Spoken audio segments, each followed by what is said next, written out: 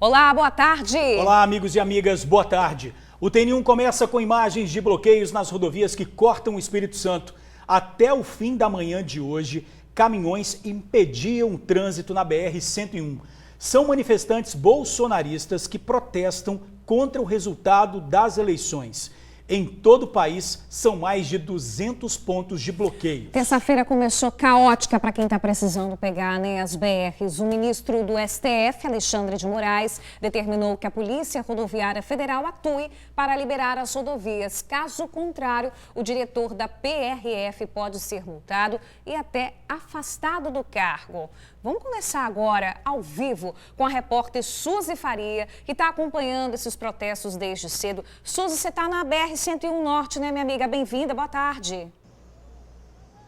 Boa tarde, Bruna. Boa tarde, George e amigos do TN. Sim, estamos aqui agora na BR-101 Norte, mais ou menos aí na região do bairro Taquara, onde os manifestantes estão desde 5 horas da tarde, de ontem. Agora eles estão, a pista estava liberada até agora há pouco, Bruno e George, mas agora eles estão fazendo um protesto seguinte: para o trânsito um pouco, depois eles saem, liberam o trânsito, coisa assim de minutos, né, de minutos. Os manifestantes permanecem aqui, como vocês disseram, protestando aí sobre o resultado da eleição, sobre tudo isso que aconteceu. O Chico está mostrando aí, o nosso cinegrafista, como está agora, como fica o trânsito nesse local, como eu disse para você, com os manifestantes que estão ora na pista, ora a pista liberada. Daqui a pouco vocês vão ver que eles vão liberar a pista aqui na BR-101 Norte. Nós fizemos uma matéria hoje pela manhã mostrando como estava a situação aqui, inclusive do tumulto que teve, tiros foram disparados e por pouco 2 pessoas não acabam sendo vítimas aqui. Vamos ver a matéria. Os bloqueios aconteceram em diversos pontos das estradas federais e começaram por volta das 5 horas da tarde de segunda-feira. Na Serra, os manifestantes se concentraram em frente ao posto BKR, que fica em Taquara. Passaram a noite mobilizando carreteiros e caminhoneiros. E logo uma grande fila se formou à margem da pista. Caminhões parados por todo canto, dentro e fora do posto. Seu Renato, por exemplo, está parado. O destino final dele seria Brasília. O trajeto que eu vou fazer vai dar uma faixa de uns 1.800 quilômetros. Se eu saísse daqui hoje 5 horas da manhã, amanhã por volta de 8 horas da noite, 20 horas, eu estaria lá. Não, pelo que eu vi da manifestação aqui ontem, eu não vi nenhum ponto, assim, uma evolução de agressividade. Porém, durante a madrugada, uma discussão entre os próprios manifestantes quase termina em tragédia. Descontente com a decisão dos colegas, um homem de 38 anos, acompanhado do sobrinho de 14, começou um tumulto. O homem chegou já alterado e com um propósito. Queria que os manifestantes que estavam ali, que passaram a noite, bloqueassem por completo a rodovia. É que até aquele momento estavam sendo liberados para passar os carros pequenos, ônibus e ambulâncias. O homem não gostou disso e queria o bloqueio total. O que os manifestantes não aceitaram e aí começou a primeira confusão. Ele em seguida foi para um outro ponto. Lá já mudou de ideia e queria obrigar os caminhoneiros e manifestantes a liberar por completo a pista. Nova confusão. E foi aí que os caminhoneiros acabaram descobrindo que este homem estava armado. Ele disparou para o alto e depois em direção aos manifestantes. Foi um novo tumulto. E acreditem, tudo isso estava sendo acompanhado pelo sobrinho deste homem, que tem 14 anos de idade. O tumulto aconteceu, a polícia foi chamada e todos eles, vítimas e também o agressor que efetuou os disparos para o alto, vieram parar aqui, na 3ª Delegacia Regional da Serra. As vítimas, um funcionário público de 36 anos e um motociclista cobrador de 29, explicaram a situação que, por pouco, não foi fatal para eles. Nós não concordamos e aí gerou um atrito nessa situação, onde ele sacou o revólver, deu tiro para o alto e deu tiro para cima de nós que estavam lá na manifestação. Logo após o primeiro tiro para cima, todos correram. De fato, ninguém vai ficar para ver. Enquanto eles aguardavam o resultado da situação na delegacia, um comboio da Polícia Rodoviária Federal foi a campo cumprir a decisão do Superior Tribunal Federal, que determinava a liberação da pista sob pena do pagamento de R$100 mil em multa para cada caminhoneiro. Em Viana, o desbloqueio aconteceu por volta das 6 horas da manhã. Na Serra, a pista foi liberada às 7 e sem tumulto. Daqui, o comboio da Polícia Rodoviária Federal segue para o quilômetro 247, próximo da cidade de Timbuí, onde os manifestantes jogaram areia, bloqueando as pistas. A pista fechada interrompia o caminho para quem seguia para o norte do país. Para desobstruir o local, a Polícia Rodoviária Federal iria contar com a ajuda da concessionária da via. Pois é, agora, nesse momento, vocês estão vendo, ó, eles voltaram a obstruir a pista ali, mostrando aí o motivo que eles estão fazendo para essa manifestação. Nós vamos conversar agora, nós vamos entrevistar o empresário Marcos Soares, que é um dos manifestantes e está aqui para explicar para a gente o motivo. Seu Marcos, você pode chegar só mais um pouquinho para cá, por favor? Fala para a gente qual é o motivo, o que vocês pretendem com essa manifestação? O nosso objetivo aqui é único, é o futuro da nossa nação. Nós brasileiros vemos passando por desmandos do Poder Judiciário há anos. E o nosso presidente da República, ele vem sofrendo perseguição do Poder Judiciário durante esses 4 anos de mandato. A Justiça criou inquérito ilegal, a Justiça perseguiu youtubers e jornalistas e nós não aceitamos isso. O presidente, nessa campanha, ele sofreu perseguição, a campanha dele. Então vocês estão protestando exatamente por isso, não concordam com o resultado, acham que tem que ser revisto? Por enquanto não vamos falar o que nós achamos, nós estamos aguardando o posicionamento do nosso mandatário. Nós confiamos... Vai continuar aqui essa manifestação até a tarde? Como é que vocês vão fazer? Nós iremos continuar enquanto não houver o pronunciamento do nosso presidente da República e nós convocamos o povo, o capixaba, a comparecer nas ruas e amanhã na prainha em Vila Velha a partir das 14 horas. Você, capixaba de bem, que é ordeiro, honesto, trabalhador, está do lado do futuro do nosso país, é um pedido da nação. Vamos sair às ruas, é o futuro do nosso país que está em jogo, das nossas crianças, e acreditamos na mídia brasileira que esteja do nosso lado pelo futuro do nosso país. Valeu, então amanhã, 14 horas na prainha, tem manifestação, ou melhor, tem uma concentração, né, chamando o pessoal para ir para lá nessa manifestação. E aqui vocês agora podem ver, seu Marcos, muito obrigada, boa tarde. Vocês podem ver que os manifestantes abriram a pista, como eu falei, está sendo intermitente. Ora eles vão para lá, daqui a pouco eles ficam um pouco de tempo, alguns minutos, depois saem para poder liberar a pista. Não é, o George Bruna, um bloqueio total. E a explicação vocês já tiveram aí. É com vocês aí no estúdio. Olha, é importante ressaltar que nós passamos por eleições no último domingo, não é? E a nação brasileira, ela votou e escolheu um candidato. Então, quando a gente está numa democracia, nós precisamos respeitar a decisão que saiu das urnas. É um processo democrático. É um processo democrático. É legítimo, sim, a gente buscar os nossos direitos, fazer as nossas reivindicações, mas o fato é que aconteceu uma eleição, né, e todos votaram e um candidato saiu vencedor.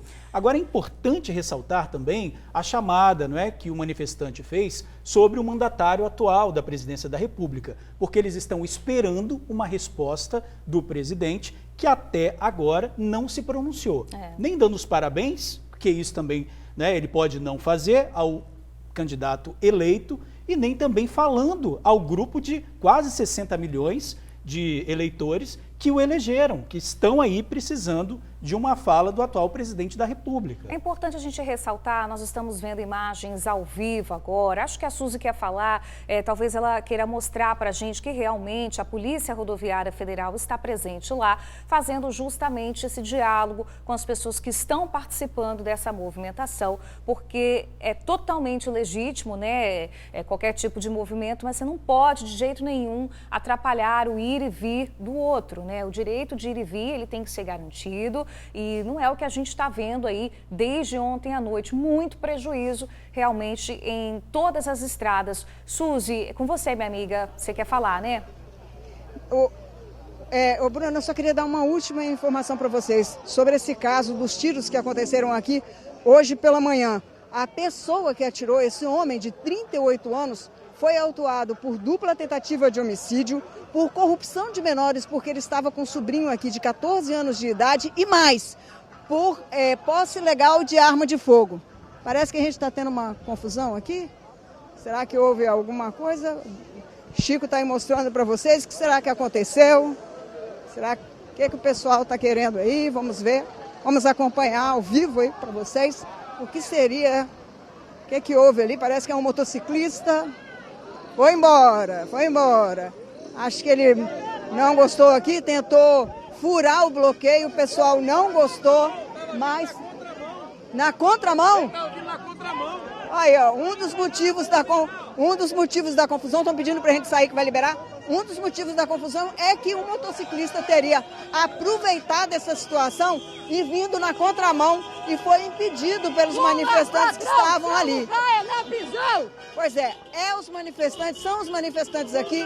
Vou repetir, com relação ao cara que disparou aqui, ele foi autuado por dupla tentativa de homicídio, foi autuado também por corrupção de menores e por porte ilegal de arma de fogo.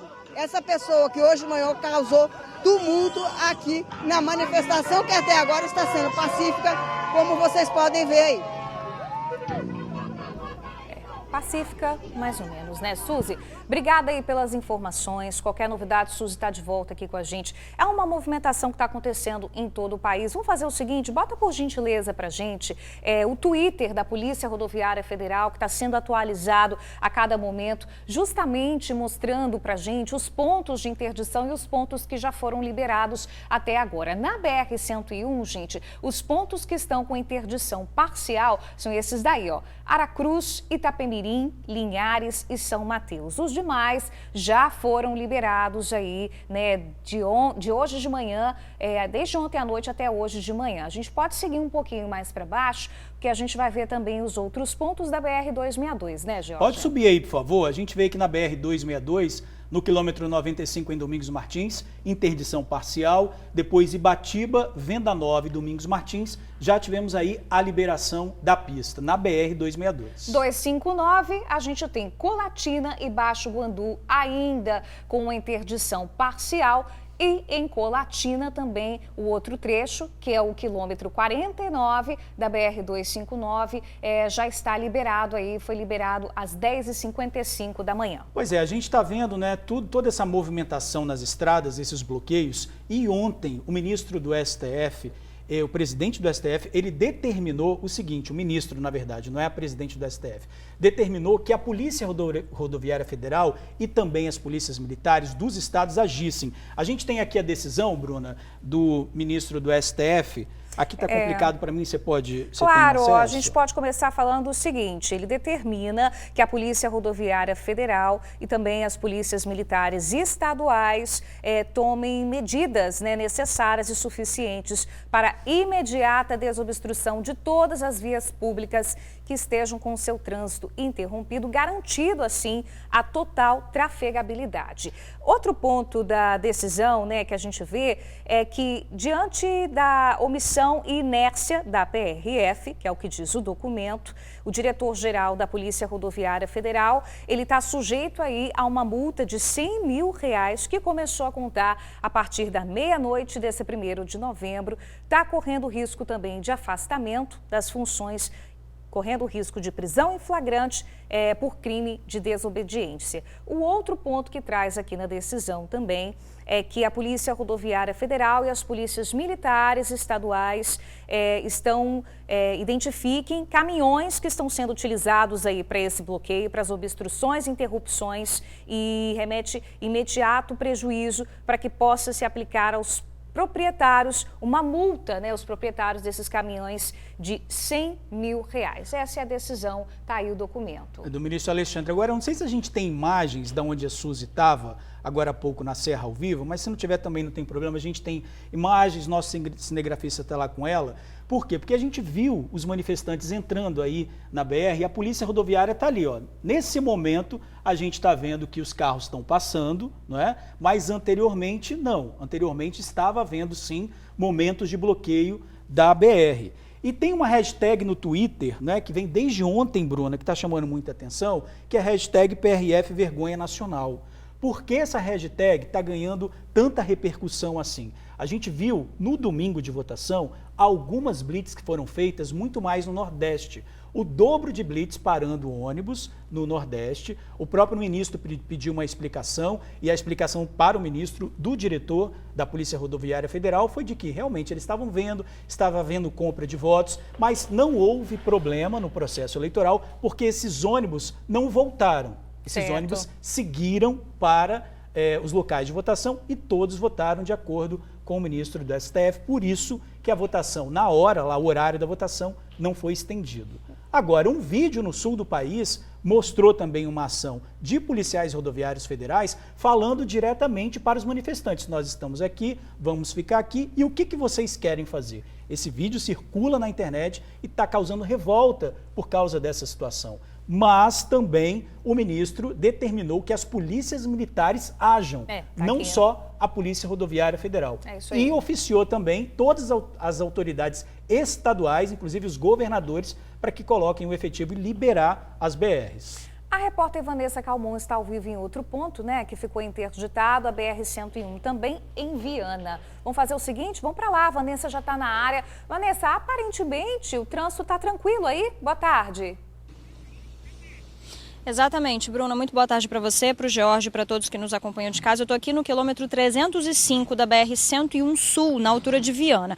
Aqui foi um dos pontos de interdição, inclusive ficou interditado por cerca de 12 horas com manifestantes apoiadores do presidente Jair Bolsonaro. Como a gente pode perceber, neste momento não há interdição alguma aqui neste ponto. A PRF disse que esse ponto aqui, especificamente, foi liberado por volta das 5 horas da manhã. E os manifestantes começaram a fechar as duas pistas aqui, né? Tanto quem vai para Cachoeiro quanto quem vem para Vitória, por volta das 4 da tarde. Então foi cerca de 12, 13 horas que teve interdição total das pistas, das 4 pistas aqui da 101 Sul, quilômetro 305. Eles fecharam com pallets, né? E muitos caminhoneiros aderiram ao movimento, ficaram parados aqui, mas o trânsito ficou interditado para veículos menores também, para motos, ninguém passava durante essas 12 horas. Agora há pouco também, alguns outros manifestantes chegaram aqui nesse ponto, vou mostrar para vocês aqui, alguns manifestantes até chegaram aqui nesse ponto 305, procuraram a nossa equipe e disseram que tem expectativa para mais protestos hoje à tarde, mas por enquanto o que a gente percebe é que a situação está bem tranquila por aqui. Esse foi só um dos pontos, tá? Um dos 13 pontos de interdição que aconteceram, né, em rodovias federais que cortam de norte a sul do Espírito Santo. No interior do estado tiveram várias interdições. Manifestantes fecharam as vias tanto com pallets de madeira quanto também com fogo, atearam fogo em pneus. Vamos ver. Durante a noite, manifestantes queimaram pneus embaixo da ponte Joaquim Calmon, que fica na BR-101 em Linhares. Os vídeos mostram a altura que chegaram as chamas. Durante o protesto, um caminhão caçamba chega a despejar areia para continuar bloqueando a pista. O trânsito ficou completamente parado no local. Ainda na 101, agora em São Mateus, manifestantes também colocaram fogo em pneus. Esse vídeo divulgado nas redes sociais mostra pessoas apagando fogo aos gritos de "Aqui é favela". Aí, ó, estamos resolvendo, hein? Aí, ó. Pronto, resolvido. Vamos tirar tudo, vamos abrir, vamos abrir. Vamos abrir. Vamos abrir, cadê os playboy, ó? A favela, compadre. Aqui é a favela. Em Viana, a interdição com pedaços de madeira foi na BR-101. Apenas veículos com alimentos perecíveis, carros e motos eram liberados na via. Já na BR-262, em Domingos Martins, distrito de Santa Isabel, também teve protesto. Manifestantes bloquearam a passagem de veículos, colocando fogo em pneus. Pois é, como vocês puderam ver aí, em muitos locais, muitos pontos da BR-101, também BR-262, teve interdição e agora há pouco George e Bruna atualizaram aí que alguns pontos ainda continuam interditados. Também aconteceu essa situação lá em São Mateus, antes mesmo, né, que a Polícia Rodoviária Federal pudesse intervir na manifestação. Os próprios moradores lá da região interferiram, começaram a apagar, né, o fogo, a tirar todos aqueles pneus que estavam na pista aos gritos de aqui é favela, e foram retirando tudo que estava ali. Mas a Polícia Rodoviária Federal disse, né, que está atuando em todos esses pontos de interdição, diz que neste momento não há nenhum ponto de interdição total nas rodovias, apenas pontos de interdição parcial. A gente tem uma nota também da Secretaria de Estado de Segurança Pública, que diz que desde ontem as manifestações estão sendo monitoradas pela Subsecretaria de Estado de Inteligência, pela Polícia Militar e também pela PRF. Diz que a PM disponibilizou equipes que vão atuar, se necessário,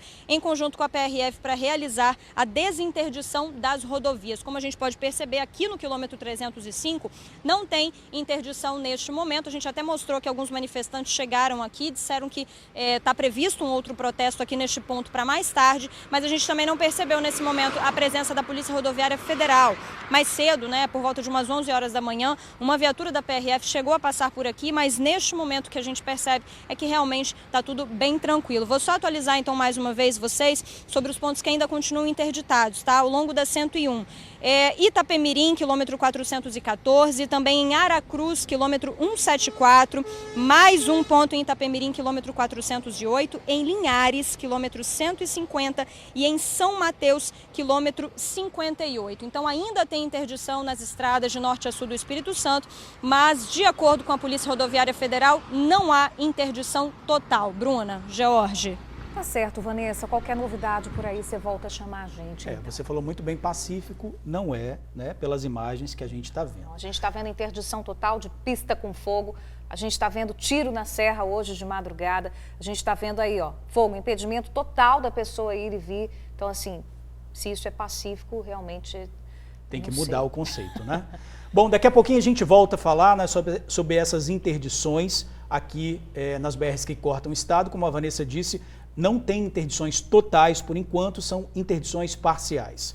Olha, mais um caso de importunação sexual dentro de um ônibus. Um homem, gente, se masturbou ao lado da vítima, grávida de 7 meses. Ele acabou agredido e contido por passageiros. Para a mulher, além do trauma, claro, a lembrança da morte da própria irmã, que foi estuprada e morta há 13 anos.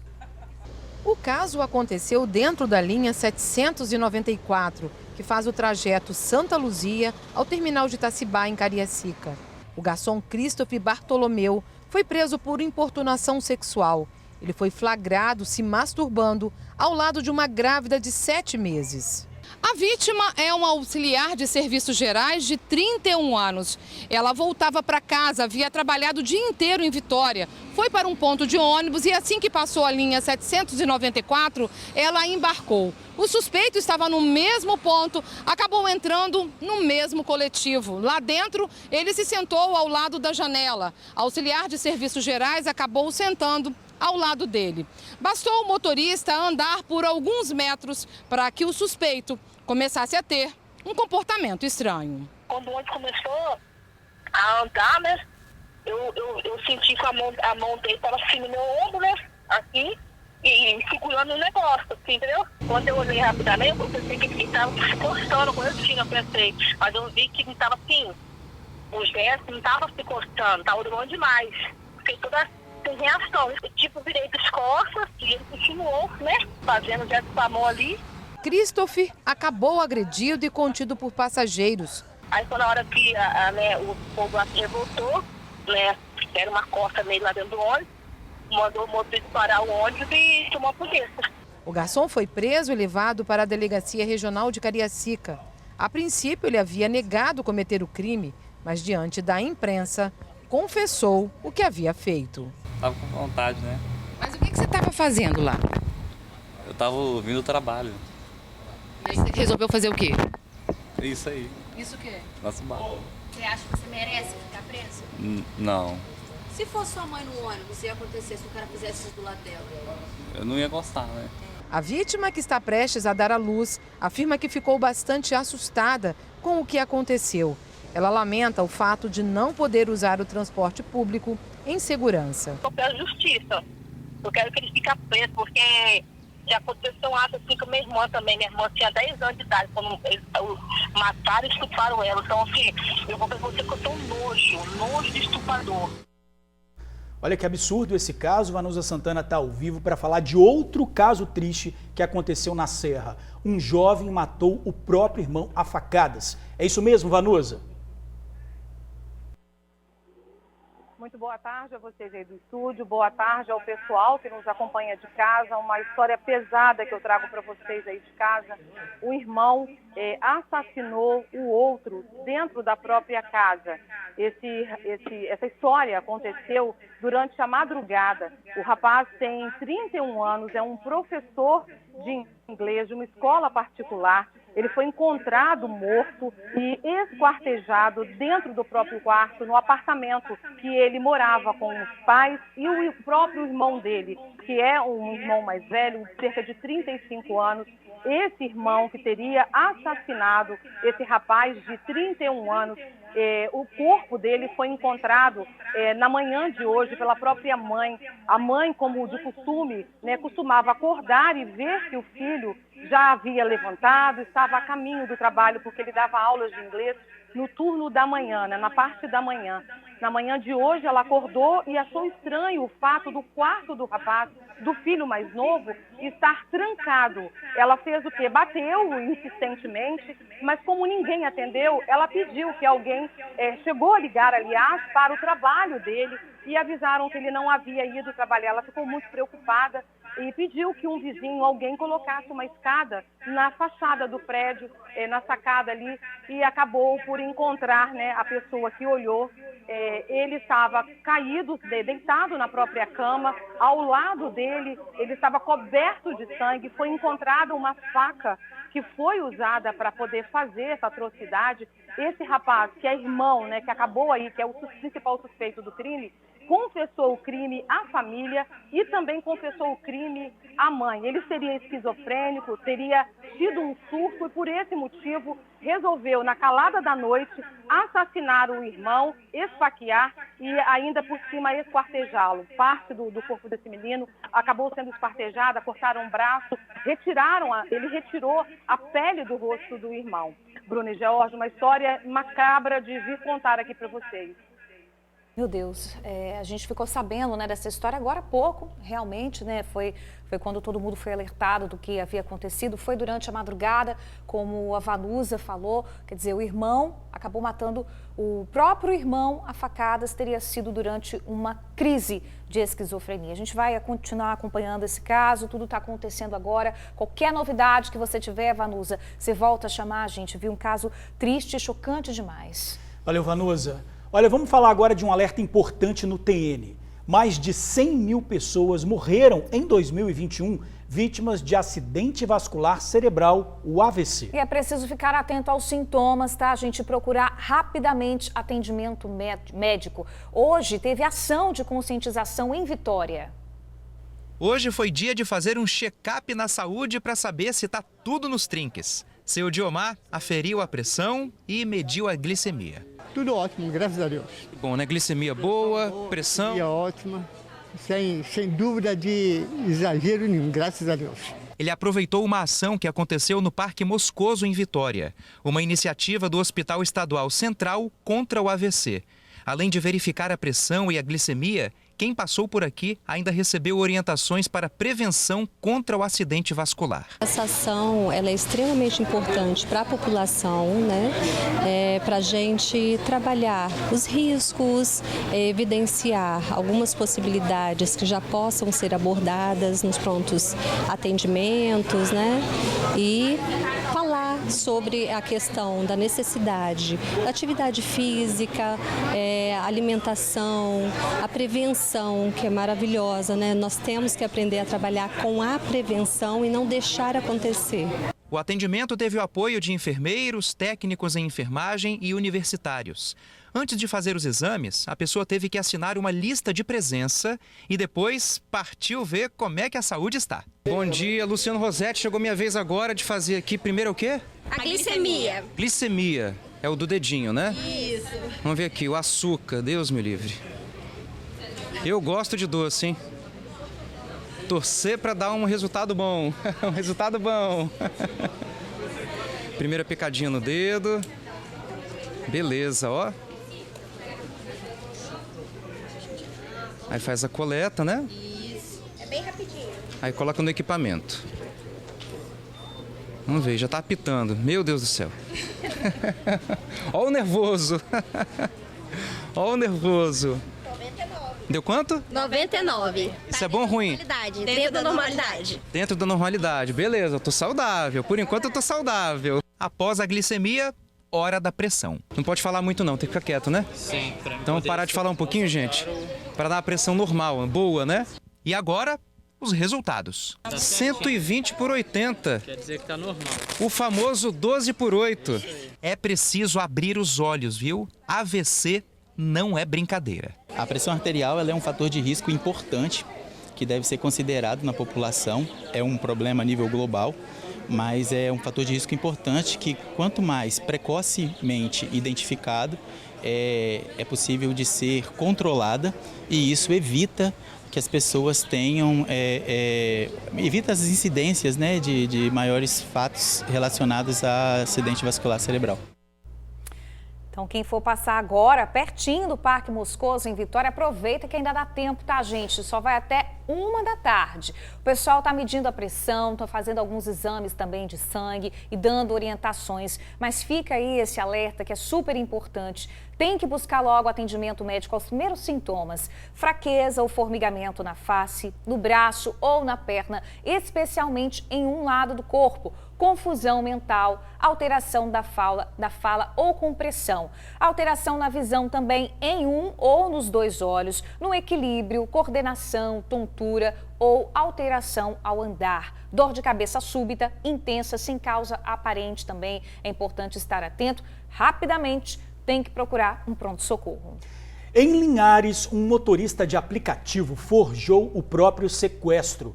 A família procurou a delegacia da cidade dizendo que o motorista estava em poder de criminosos que exigiam uma quantia de R$10 mil para liberar a vítima. Só que a polícia acabou descobrindo que se tratava de um falso sequestro. Vamos ouvir o que disse o delegado.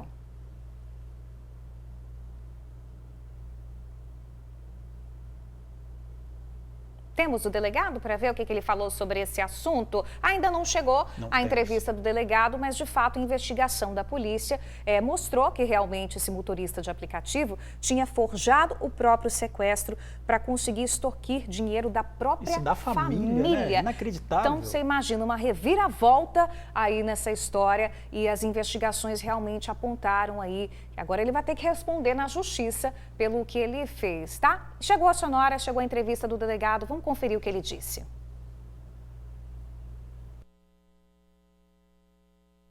A Polícia Civil já conseguiu elucidar o crime, identificou que o motorista de aplicativo estava mentindo para a família e tentando extorquir dinheiro da família, cobrando esses R$10 mil. Ele compareceu na delegacia na sexta-feira passada, confessou que realmente não havia sido sequestrado, que não havia crime nenhum e que agiu daquela forma por conta de um lapso na sua memória e que não lembrava muito bem do que tinha acontecido. Nosso delegado aqui da DEI que está estudando o caso e vai definir se esse homem vai responder por tentativa de estelionato ou uma extorsão tentada também. A justiça soltou a mãe que deu à luz a filha e jogou a recém-nascida na lixeira. Isso aconteceu em Vila Velha na última sexta-feira. A justiça, gente, entendeu que não foram encontrados registros criminais e que a mãe não oferece risco à aplicação da lei. A jovem foi solta sem necessidade de pagamento de fiança.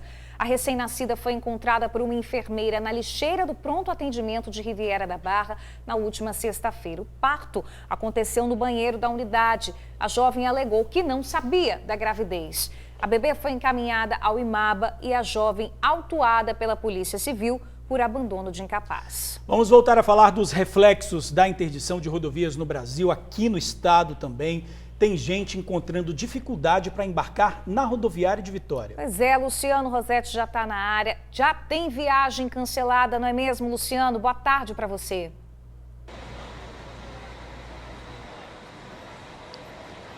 Pois é, Bruna, Georgia, amigo e amiga do TN, boa tarde para todo mundo. Exatamente, minha amiga, 18 viagens já foram canceladas aqui na rodoviária de Vitória. De acordo com a Ceturb, a aviação Águia Branca cancelou todas as viagens dos ônibus que passariam pela BR-262 por causa dos pontos de bloqueio, né?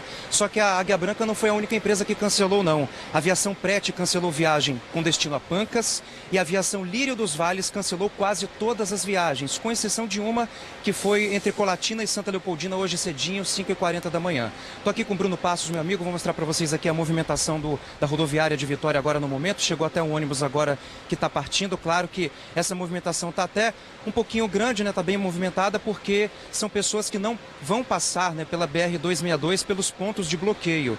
A Ceturb, em nota, informou também que, quando possível, as empresas estão alterando o trajeto e passando por rotas alternativas para fugir dos pontos de bloqueio. Então, só resumindo, ó, até o momento 18 viagens foram canceladas. As viações Águia Branca, Lírio dos Vales e Prete cancelaram quase todas as viagens que passariam pela BR-262. Agora tem uma última informação com relação ao aeroporto de Vitória também. Apenas um voo foi cancelado de Campinas para cá. As operações, o restante das operações estão normais. Voos decolando e chegando também. Essas são as informações de momento, né? Mas daqui a pouquinho eu volto atualizando tudo para vocês. Obrigado, Luciano. Vamos pedir para o Leandro segurar essa imagem lá da BR. Leandro, volta essa imagem que está ao vivo lá na BR. Os manifestantes, a gente mostrou no início do jornal, agora há pouco já estavam dentro da BR, né, ocupando o espaço. Agora parece que eles estão atravessando, né, não vão ficar ali, ainda estão atravessando, mas no início do jornal eles estavam ocupando ali a BR. A Suzy Faria falou lá no início do jornal, agora há pouco, né, Bruna? É isso mesmo. Agora é o seguinte, o Luciano estava falando também desse movimento da rodoviária por conta, né, dos reflexos das manifestações. É véspera de feriado hoje, hein? Amanhã, finados, apesar de ser um feriado no meio da semana, a gente está vendo a rodoviária aí bem movimentada porque muita gente aproveita para viajar e aí os reflexos das manifestações acabam também ocorrendo por conta das passagens, né, de ônibus que cortam aí as BRs, nossas rodovias. Eu não sei se o cinegrafista está me ouvindo, mas eu queria só saber se tem a Polícia Rodoviária Federal, continua lá na BR-101, né? Mas a gente viu aí que a BR já está totalmente liberada. Liberou. Apesar, aí a Polícia Rodoviária Federal continua ali, alguns manifestantes no local ainda, mas a rodovia ali nesse trecho da serra está liberada nesse momento. Isso aí, uma grande movimentação também na rodoviária de Vitória. Olha, atenção pais e estudantes, começou hoje a rematrícula da rede pública escolar. A inscrição será dividida em 2 etapas. Entre hoje e 22 de novembro, os alunos que já pertencem à rede pública estadual poderão fazer a rematrícula. Já para os estudantes que não fazem parte da rede, o período de inscrição é entre 22 de novembro a 22 de dezembro.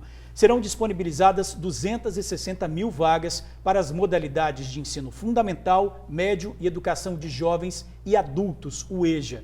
As inscrições podem ser feitas pelo site cedu.es.gov.br. Meio-dia, 38 minutos, pausa rápida no TN1 e na volta você vai ver. Morre mulher agredida pelo companheiro que usou uma barra de ferro para matar. Novas informações sobre o bloqueio de rodovias capixabas. Você aí de casa, perdeu seguidores no Instagram, teve a conta cancelada? Já já nós vamos falar sobre essa instabilidade na rede social, tá? Fique com a gente. TN1 de volta. Morreu a mulher espancada pelo marido com uma barra de ferro no noroeste do estado. Vera Lúcia de Jesus Oliveira, de 39 anos, estava internada desde o último sábado quando sofreu as agressões. Ela teve afundamento de crânio e não resistiu aos ferimentos. O crime aconteceu em São Gabriel da Palha, na localidade de Córrego 7. O casal estava junto há 7 anos. Ela já teria sido agredida outras vezes. A vítima deixa 3 filhos de outro relacionamento e o suspeito já está no presídio e a gente espera que ele continue por lá, né, gente? Olha, ainda em Vila Velha, uma marcenaria foi invadida por bandidos no bairro Nossa Senhora da Penha. Durante 6 horas, os criminosos entraram e saíram da empresa levando equipamentos. O prejuízo estimado é de pelo menos R$40 mil. Um dos ladrões sai da marcenaria com uma bolsa de ferramentas pendurada na bicicleta. Já o comparsa leva nas costas um maquinário de R$ 1.700.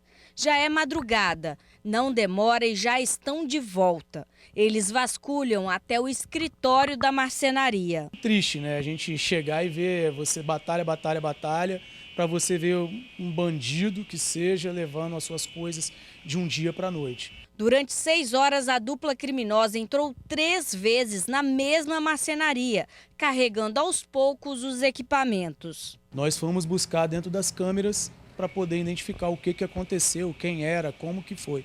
Aí que nós vimos que foi várias tentativas, entrando e saindo, porque começaram no horário de 8h30 da noite e foram por volta de 1h30, 2h30 da manhã, entrando e saindo e levando ferramentas. O furto foi descoberto no mesmo dia. Um funcionário chegou para trabalhar e descobriu que máquinas indispensáveis para o serviço haviam sido levadas por criminosos. Entre elas, equipamentos novos. O desfalque dos equipamentos deixou o dono da marcenaria sem conseguir entregar móveis a clientes. Por isso, teve que repor às pressas parte dos equipamentos roubados. A dívida chegou a R$20 mil. Um prejuízo, vai botar aí, médium, vai dar total uns 30 a 40 mil reais. Você já tinha passado por uma situação como essa, de arrombamento, de assalto? Arrombamento, uma vez entraram, mas não tiveram acesso ao almoxarifado nem acesso ao pátio. Só tiveram acesso ao meu escritório, a qual levaram o meu notebook uma época, há 2 anos atrás. Mas hoje, essa foi das piores. Para o dono do local, falta segurança na região às margens da rodovia Carlos Lindenberg. Total, é porque aqui é uma área que é mais industrial, né? Então você vê o quanto tempo que ficaram aqui, entre 4 horas, eles indo e voltando e ninguém viu. Então, peraí, aqui tem várias empresas, várias indústrias que pagam impostos, cadê a polícia? Aonde está? Então, a gente não sabe, infelizmente, é muito complicado. Olha, quem tiver informações que possam ajudar a polícia, pode ligar para o Disque Denúncia 181.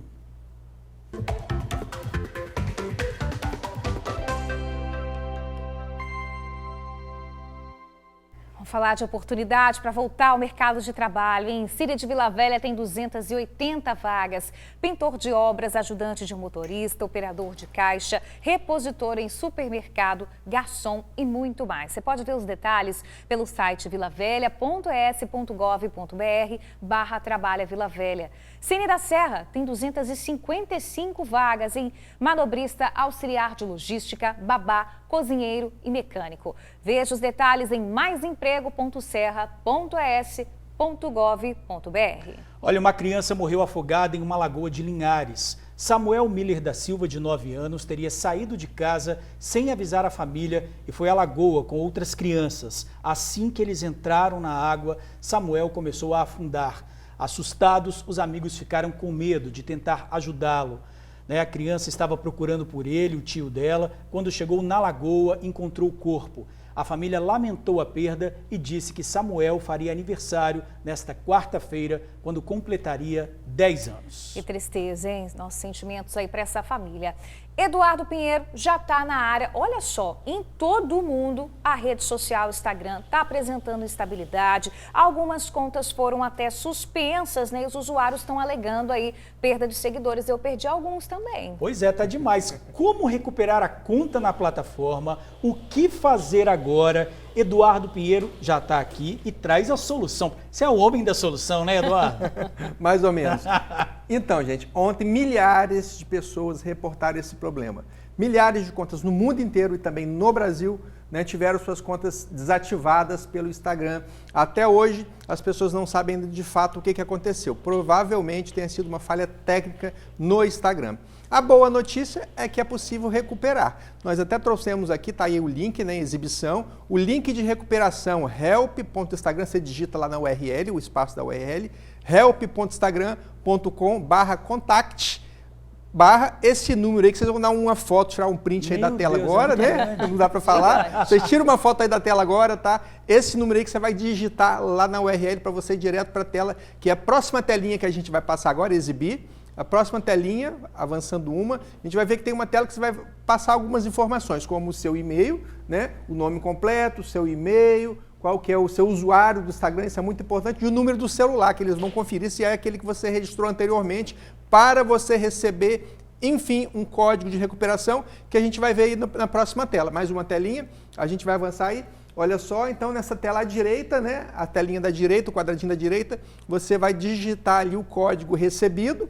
Ocultei ali o número do telefone de uma vítima, né, que teve aí a sua conta desativada, lógico, para não expor ela, e acabou que clica naquele botão avançar e você vai ter a sua conta recuperada sem problema nenhum. E demora muito, porque é um transtorno, muita gente trabalha com o Instagram e está realmente perdendo Exatamente. dinheiro, As pessoas né? têm falado que esse procedimento gira em torno de umas 12 horas, mais ou menos. É um transtorno grande realmente. Agora, uma curiosidade, Eduardo, não sei, né, se você sabe, porque não diz respeito aí a sua área, por que isso está acontecendo? Por que isso acontece nessas redes sociais, né, com milhões de pessoas? Então, às vezes, eles estão lançando novas versões, fazendo pequenos ajustes e acaba eles fazendo o upload desses ajustes, dando esses problemas. Isso acontece geralmente em todas as ferramentas, todas as plataformas. Temos outro assunto também. Ah, tá. Né? Olha só, isso foi reportado ontem também, né? Foi identificada uma vulnerabilidade no Google Chrome, o seu navegador favorito, né? O Google Chrome ele é utilizado no mundo inteiro por 3,5 bilhões de usuários e no Brasil são 80% dos usuários de internet no Brasil utilizam o Google Chrome. Então, como essa vulnerabilidade que foi identificada pode facilitar uma invasão, o que nós devemos fazer então? Devemos fazer a atualização do Google Chrome. E como é que faz essa atualização? É muito simples, vai lá em configurações, vai lá em informações do Google Chrome e você vai fazer a atualização para uma nova versão. Quem utiliza os sistemas operacionais Windows, Mac, o Linux, iOS, que é do iPhone, e também Android devem fazer essa atualização para não ficarem vulneráveis e ter os seus dispositivos invadidos. Dica importantíssima. Agora, Eduardo, mudando um pouquinho de assunto, sua casa está em festa? Está em festa, nós temos um convite especial, né, aí para todos os capixabas. Eu quero ver também, roda aí pra gente. Oi, gente, tudo bem com vocês? Eu tô aqui para convidar vocês para minha festinha de 8 anos. Vai ser no dia 1º de novembro desse ano. Vai ser às 18h30. Um beijão, um abração, espero vocês lá. Ué, beijo maravilhoso. No caso, para todo mundo. Essa é minha caçulinha, Maria Clara, né? Tá fazendo 8 anos, tem 3 filhos, ela é caçulinha, Maria Clara. E, né, hoje é aniversário dela, 1º de novembro, ainda bem que não caiu no dia 2, a gente ainda ficou apreensivo na época que ela nasceu, né? Caiu no dia 2, dia de finados. Então aí, é aniversário dela hoje. E ela fez o convite para que todos possam estar presentes virtualmente. Depois eu compartilho o link. Olha que bacana. Esse link aí é seguro. É seguro, esse você pode confiar que eu estou fornecendo. Eu estava pensando no salgadinho e no bolo. Poxa vida. Vai ter tudo virtualmente. Tá certo. Agora o tema vai ser Flamengo, porque você estava lá no jogo do Flamengo, né? Eu fui no Tirou um monte de fotinha lá. Exatamente. Deu sorte, hein? E deram um close em mim lá, minha família viu, elas que me alertaram que tinham me visto no jogo do Flamengo. Tá certo. Olha só, estão pedindo aqui pra gente, o pessoal que está acompanhando o nosso bate-papo aqui, pra gente colocar novamente, por favor, aí na tela, a telinha de recuperação do Instagram. Muita gente realmente tá tendo esse problema. Se a gente conseguir colocar de novo, tá aí, ó. Põe a tela cheia, Leandro. Isso, bota a tela cheia. Se alguém puder aí tirar uma foto, né, quem está assistindo, tira uma foto aí com o seu celular, né, para você digitar esse endereço na URL, no campo de endereço. Muitas vezes você está no Instagram, de repente ele aparece a segunda tela, pode passar, né, próximo. A outra então não deve já estar aparece preparada agora, né? Mas a gente botou só então olha essa só, daí. se aparecer uma próxima tela já de você preencher os campos de nome completo, qual que é o seu, essa telinha aí, melhor ainda, você não vai precisar digitar todo aquele endereço. Então, o procedimento não é complexo, é bastante simples. A questão é o fator tempo, que dura aí realmente de 6 a 12 horas para você recuperar a sua conta, seu perfil do Instagram. Mas recupera. Certo. Recupera, sim. Tá ótimo, Eduardo. Muito obrigada aí pelas informações. Mais tarde, então, tem a festinha da Maria pelo link virtual. Vamos lá comemorar. Parabéns duplo, né? Isso aí. Por ela e também pela vitória do seu Flamengo. A Bruna também, Do né? Que é Flamengo nosso. Já Flamengo, dei né, os Bruna? parabéns para ela. Feliz da vida. Com gol e tudo. Legal. Valeu, Eduardo. Até a próxima terça. Olha, 2 adolescentes foram baleados durante um tiroteio no Ibis, em Vila Velha. Os criminosos teriam passado de moto e atiraram mais de 20 vezes contra as vítimas. A adolescente de 17 anos foi atingida por 5 tiros. Os disparos acertaram as 2 pernas e a barriga da garota. Um rapaz de 16 anos também foi baleado. O tiro atingiu as costas do adolescente. As vítimas foram levadas por moradores para um pronto-socorro particular. Investigadores da Delegacia de Homicídio estiveram no local do crime. As primeiras informações são de que 2 homens em uma moto de cor preta passaram e atiraram contra um grupo que estava na rua. Foram mais de 20 tiros em plena luz do dia. Os tiros aconteceram na rua Marta Serrana, na favelinha do Ibis. Moradores que não quiseram gravar entrevista disseram que é um ponto de venda de drogas. Os disparos teriam sido feitos por traficantes do grupo rival do bairro Boa Vista. O caso será investigado pela polícia. Bom, denúncias podem ser feitas ao Disque Denúncia 181. Terça-feira, 1º de novembro, veja os destaques do Jornal A Tribuna. Lista com votos para governador e presidente em cada município. Na foto principal, vamos manter o Estado organizado com geração de emprego e renda, diz Renato Casagrande. Mais de 5.000 vagas em concursos públicos. Faixa só para ônibus de Vila Velha a Cariacica. Polícia investiga assassinato de cinegrafista dentro de distribuidora na Serra. Mulheres saem em busca da beleza vegana. E veja ainda na edição de hoje, em esportes, Cano garante o Flu na Libertadores. Corrida Tribuna, último dia para garantir vaga. E teste de matemática para o Enem.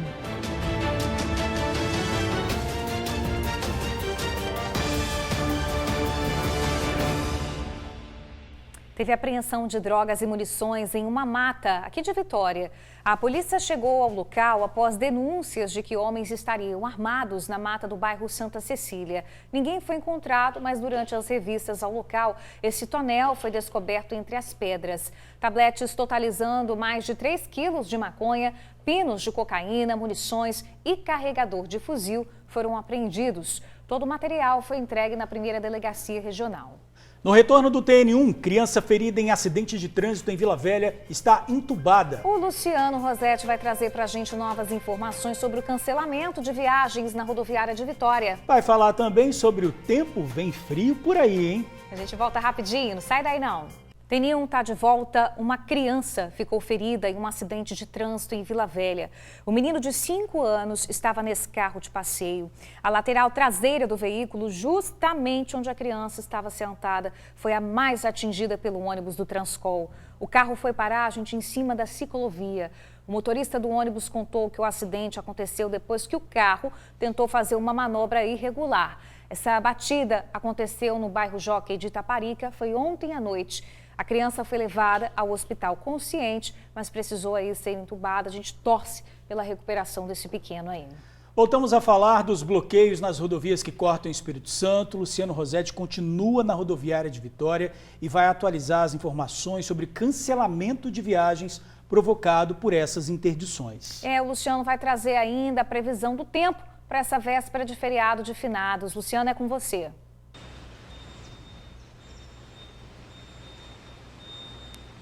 Pois é, vamos fazer o seguinte, vamos começar pelo tempo, né? Porque o mês de novembro já começou com instabilidade no tempo e na temperatura, né? Vamos fazer o seguinte, vamos dar uma olhadinha para o céu, essa tradicional olhadinha para o céu que a gente dá aqui no TN1 ao vivo, né? Tem previsão de chuva passageira em alguns momentos do dia em todo o norte do Espírito Santo.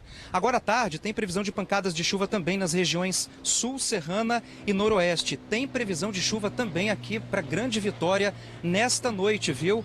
E eu tenho as temperaturas aqui, ó, mínima de 24 graus, máxima de 33. Então tem previsão de chuva em todas as regiões do estado, inclusive aqui na Grande Vitória. E completando aquela informação, né, que a gente deu agora há pouco, a gente está aqui na rodoviária de Vitória, vou mostrar um pouquinho da movimentação para vocês aqui ao vivo no TN. A movimentação diminuiu um pouquinho em relação à primeira entrada ao vivo que a gente fez. Eu falei agora há pouco que foram 18 viagens canceladas. Essa informação se mantém pela assessoria da Ceturb. Ela confirma que 18 viagens foram canceladas até o momento. Todas as viagens da aviação Águia Branca que passariam pela BR-262 foram canceladas. A Águia Branca não foi a única empresa que cancelou, não. A aviação Prete cancelou viagens. A aviação Lírio dos Vales também cancelou praticamente todas as viagens. O pessoal que está aqui, claro, não vai passar pela BR-262 pelos pontos de bloqueio, né? Mas as viagens se mantêm no número bem baixo, né? 18 foram canceladas. E a Ceturb informa também que os itinerários vão passar por mudanças e as empresas vão remanejar cancelar algumas viagens para evitar os pontos de bloqueio, para que ninguém fique no prejuízo, né? Tem informação interessante também com relação ao aeroporto de Vitória, só repetindo o que a gente falou agora há pouco, né? As operações de decolagens e pousos seguem normalmente no aeroporto de Vitória, apenas uma viagem foi cancelada de Campinas para cá. Então esses são os reflexos, né, da onda de protestos que está acontecendo, não só nas estradas que cortam o Espírito Santo, mas no país inteiro. Volto com vocês, Bruna e George. Certo, Luciano, obrigada aí pelas atualizações. Valeu, Luciano. A gente tem um tempinho, vamos atualizar então, pessoal, como é que está a situação das interdições aqui no Espírito Santo. O último Twitter da Polícia Rodoviária Federal diz o seguinte: na BR-101 estão parcialmente interditadas. A BR está parcialmente interditada em João Neiva, na Serra, em Aracruz, Itapemirim e Linhares, além de São Mateus. Já estão liberados aí outros trechos em Conha, Viana, né, que já estão liberados. Na BR-262, continua a interdição parcial do quilômetro 95 e Domingos Martins. Na BR-262, outros pontos em Batiba, Venda Nova e também outra quilometragem de Domingos Martins já foram liberadas. Na BR-259, parcialmente interditada, quilômetro 60 em Colatina e quilômetro 102 em Baixo Guandu. E está liberado aí no quilômetro 49 em Colatina. Então, no 60 está parcialmente interditado, no 49 já está liberado. Aí, essas são as informações. Atualização para vocês, gente. Agora meio-dia, 58 minutos, está na hora de encerrar o TN1. Beijo grande para vocês e até amanhã, né? Valeu, gente. Obrigado pela audiência. Até amanhã.